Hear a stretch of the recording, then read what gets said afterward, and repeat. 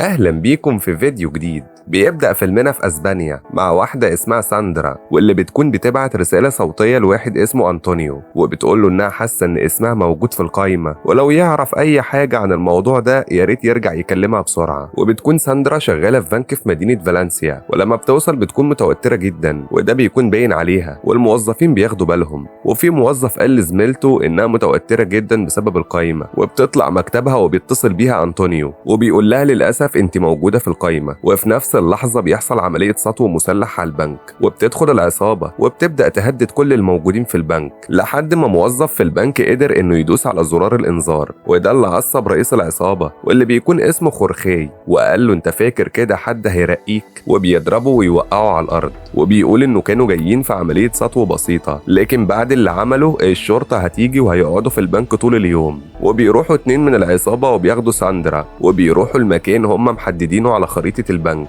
وبيبدأوا يقطعوا دايرة من الأرض. وفي نفس الوقت المحقق خوسيه لويس واللي بيكون مسؤول عن عملية السطو اتصل بالبنك، وبيرد عليه خورخي وبيقول له إنه عايز عربية تاخدهم بالرهاين على أقرب مطار، وفي المطار بيكونوا مجهزين طيارة يهربوا بيها، لكن خوسيه قال له إنه مش صاحب القرار وهيصعد طلباته للمسؤولين ويرد عليه. وبعد ما بيقطعوا دايرة في الأرض بنعرف إن العصابة كانوا حافرين نفق تحت البنك، وبيضحكوا على الشرطة على أساس إنهم هيخرجوا من الباب، بس هم هيخرجوا من تحت الأرض. بس للأسف بسبب المطر النفق اللي هيهربوا منه غرق، والتيار بقى فيه عالي جدا. وفي مدريد واحدة اسمها مارينا لما بتشوف خبر سرقة البنك على طول بتتصل بواحد اسمه خوليو، وبتقول له إن سوريانو عنده خزنة في البنك، لكنه بيقول لها إنهم مش هيقدروا يلاقوا الصندوق، وبرغم ده هيعمل اتصالاته وهيرجع لها تاني. وبعدها بيتصل بواحد اسمه فيران وبيبلغه بالوضع، وقال له إنهم لازم ياخدوا اللي في صندوق سوريانو قبل ما حد من الحرامية اللي في البنك ياخده. فقال له أنا هتصرف، وراح لمقر وزارة الداخلية، وبنفوذه قرروا إنهم هيقتحموا البنك بغض النظر عن الرهاين. لكن في نفس الوقت بتكون ساندرا عملت اتفاق مع واحد من العصابة واللي بيكون اسمه الأسباني، وقالت له إنها ممكن تدله على حاجة ليها قيمة كبيرة في البنك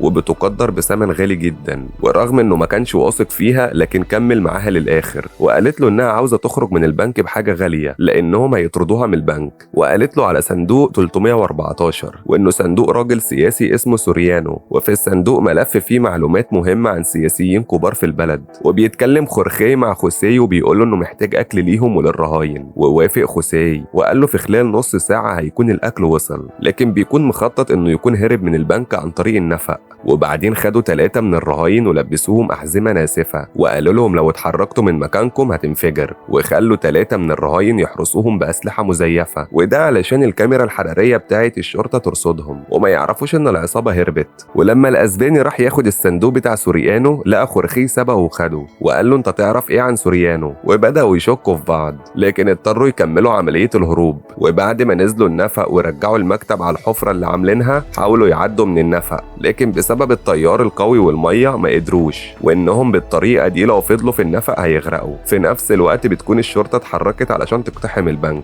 وبيفضل التليفون يرن بس محدش بيرد عليه. لكن خورخي قرر إنهم لازم يطلعوا البنك تاني، ويجري بسرعة ورد على التليفون وفتح الباب علشان ياخد الأكل. لكن في اللحظات الأخيرة قبل الاقتحام بيجي أمر للشرطة من العقيد ميلزو إنها تلغي عملية الاقتحام، والعقيد ميلزو بيكون متورط هو كمان مع السياسيين اللي عاوزين الصندوق. لكن لما العصابة بتجتمع بيقول الأسباني إن خورخي خدعهم وإنه كان على علم بالصندوق ده قبل ما يجي، وخورخي برضه اتهمه إنه سرق من فلوسهم علشان يعمل صفقة مع المديرة ساندرا. وهنا بتبدأ العصابة كلها تشك في بعضها، وقال لهم خورخي إنه عنده فرصة هروب تانية، وفتح الشنطة وخرج القرص وقال إن ده اللي هيخرجنا، لكن في الأول لازم ناخد اللي خدته المديرة من الأسباني. وبيروح وهو متعصب يدور عليها، وكانت في الحمام مع الماس، ولما خرجت قال لها إنها لازم ترجع اللي خدته، ولما قالت له ده كان اتفاق قال لها انهم ما كانوش عاوزين معلوماتها في حاجه. ودخل الحمام يدور على الماس لكن لقى الكيس بس، وبيفهم انها بلعت الماس. وفي الوقت ده بياخد لوكو الكورس وبيفتحه على الكمبيوتر، لكن ما بيقدرش يتعامل معاه وبيتمسح منه كل الملفات. وبعدها بيجي اتصال من العقيد ميلزو وبيقول له خورخي انه عاوز يشوفه، واتفقوا انهم هيتقابلوا عند باب البنك. ولما خرج وشافه قال له العقيد انه عارف انه طالما لسه ما هربش لحد دلوقتي يبقى خطتك فشلت، وانه هيخرجه من هنا لو سمع كل كل كلمة هيقولها له. وبيرجع خورخيه البنك وبيقول لباقي زمايله انهم هيهربوا من مجرى التكييفات لحد ما يوصلوا للمبنى اللي جنبهم، وهيدخلوا من الدور الرابع والشباك هيكون مفتوح، ولما بيدخلوا منه هيلاقوا لبس الشرطة هناك وهيلبسوه ويهربوا. وبلغهم ان دي خطة العقيد ميلزو علشان يهربوا. ولما جه وقت الهروب بيتحرك الاسباني مع ساندرا، لكن الاسباني بيلاقي ان خورخيه اتأخر هو ولوكو، فبيرجع يشوفهم وبيلاقي خورخيه متعصب وبيضرب لوكو، وبيعرف منه ان لوكو الغبي مسح كل البيانات اللي على الكورس، وبكده بقوا في ورطة بسبب ان العقيد اساسا بيساعدهم على الهروب بسبب المعلومات دي. ولما بيكملوا خطة الهروب وبيوصلوا للشباك بيلاقوا واحد من الشرطة واقف مستنيهم وبيخليهم يلبسوا هدوم الشرطة وبيقول لهم انه عاوز الكورس، لكن الاسباني بيضربه وبيقول له خورخيه انهم كان لازم يعملوا كده بعد ما البيانات اتمسحت. لكن لما بييجوا يخرجوا من المبنى بيلاقوا مجموعة كبيرة من الشرطة وحاولوا يخدعوهم وقالوا لهم انهم لقوا ساندرا فوق وعاوزين يخرجوا، لكن الشرطي قال لهم انه ما كانش في حد فوق. وبعدين بص على سلاحهم وعرف انه مش سلاح شرطة، وبدأت العصابة تهدد بقتل المديرين ورجعوا لورا بالرهاين، لكن الشرطة ضربت عليهم نار وساندرا اتصابت في دراعها. وهم في طريقهم للرجوع للبنك تاني سابوا ساندرا على الارض وقال لها خورخيه انه اسف على اللي حصل لها، لكن مهمتها معاهم خلصت وبيسيبوها ويمشوا. وبعدين بيكلم العقيد وبيقول له انه عاوز عربية تيجي تاخدهم مع الرهاين بعد نص ساعة، او هيبدأ يقتل رهينة كل ربع ساعة. لكن العقيد بيقول له ان الموضوع خلص وافضل حل حاليا انه يسلم نفسه، فخورخيه بيقفل السكة. لكن العقيد بيبلغ خوسيه انهم مش هيعملوا اي حاجة لان خورخيه مش هيقتل حد، وانه بعد نص ساعة غالبا هيسلم نفسه. وبيعيش الاسباني وخورخيه وباقي العصابة من غير اي امل ينجيهم من اللي هم فيه، لحد ما بيقترح الاسباني على خورخيه انه يهدد انه يتكلم عن اللي لقاه في صندوق سيريانو. وبالرغم ان المعلومات اتمسحت لكنهم ما يعرفوش انها اتمسحت واكيد هيلاقوا لنا حل يهربونا بيه. فبيتصل خورخيه بالعقيد وبيبلغه انه عاوز يتكلم مع حد من الحكومة،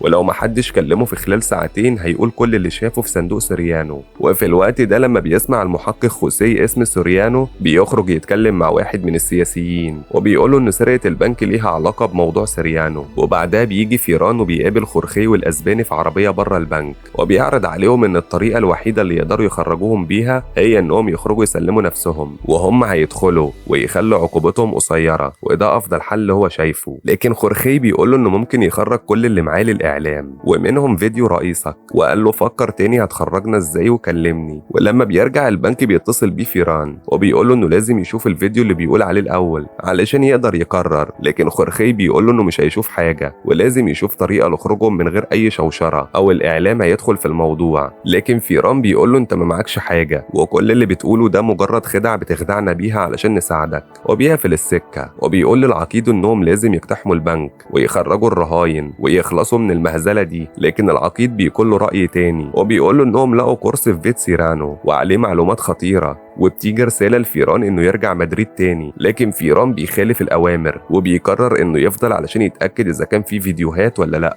لكن بعدها بيوصل اتوبيس عند البنك علشان ينقل العصابة للمطار. ولما فيران بيسأل العقيد ايه اللي انتوا بتعملوه ده، قال له انهم خدوا اوامر يخرجوهم بره اسبانيا، وبيقول لفيران اسمع الكلام وارجع مدريد. لكن بيعدي وقت وخورخيه لسه ما خرجش للاتوبيس، ولما بيكلموا العقيد قال له انه لازم يخرج علشان يتحرك للمطار لانهم عطلوا الحركات المرورية في المدينة علشان يقدر يوصل للمطار في 20 دقيقة. لكن بيكون في شك من الاسباني وبيقول له انهم ممكن يغدروا بينا لانهم طبيعي مش هيسيبونا نخرج من اسبانيا ومعانا الكورس، لانهم هيفضلوا شاكين اننا ممكن نهددهم بيه طول العمر. ولما بيكون فيران راجع مدريد بيجيله رساله ان الكورس اللي كان في بيت سوريانو التقارير فيها من غير فيديوهات، وبكده اتاكد ان خورخيه ما معوش اي فيديوهات. فبيرجع بسرعه للعقيد وبيبلغوا انهم مش معاهم حاجه ولازم ما يفجرش الاتوبيس. وبتكون دي خطه العقيد انه يتخلص منهم كلهم. فالعقيد بياخده في جنب وبيكون عاوز يضربه وبيقول له انت كده بتعرض حياتنا كلها للخطر ومفيش وقت اننا نغير الخطه تاني.